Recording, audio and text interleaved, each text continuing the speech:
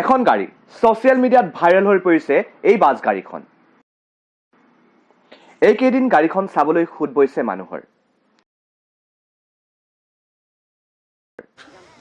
গাড়ীখনত উঠিছে নামিছে শিশুৰ পৰা বৃদ্ধলৈ অসংখ্য মানুহ।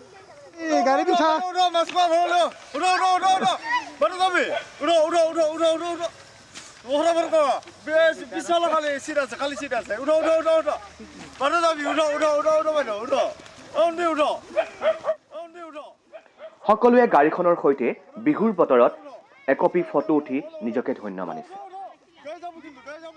পিছে আচলতে এইখন গাড়ী নহয়, গাড়ীৰ আকৃতিত সজা এটা ভেলাঘৰহে।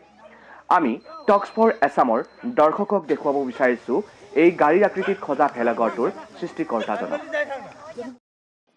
মংগলদৈৰ ওচৰৰ ঔতলাৰ মথংগাত মুক্তৰাম ডেকা নামৰ এইজন চহা খেতিয়কে নিজৰ সৃষ্টিশীল প্ৰতিভাৰ চানেকিৰে আটকধুনীয়াকৈ সাজি উলিয়াইছে বাছ গাড়ীখন।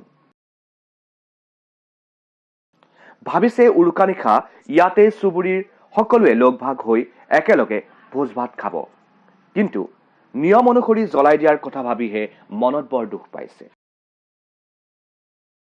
দাদা, গাড়ীখন আপুনি বনাইছে? হয়, নমস্কাৰ, মই বনাইছোঁ। আপোনাৰ নামটো? মুক্তাৰাম ডেকা। কিমান দিন লাগিল গাড়ীখন বনাওঁতে? 20 দিন লাগিছে। 20 দিন লাগিছে? হয়। বাঁহ কিমান লাগিল? বাঁহ 200 মান বাঁহ লাগিছে। এতিয়া কথা হ'ল, এইটো ভেলাঘৰহে?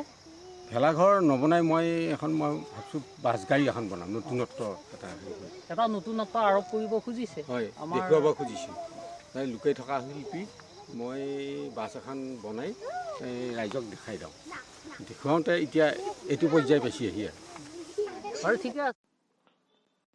Zero report, talks for Assam.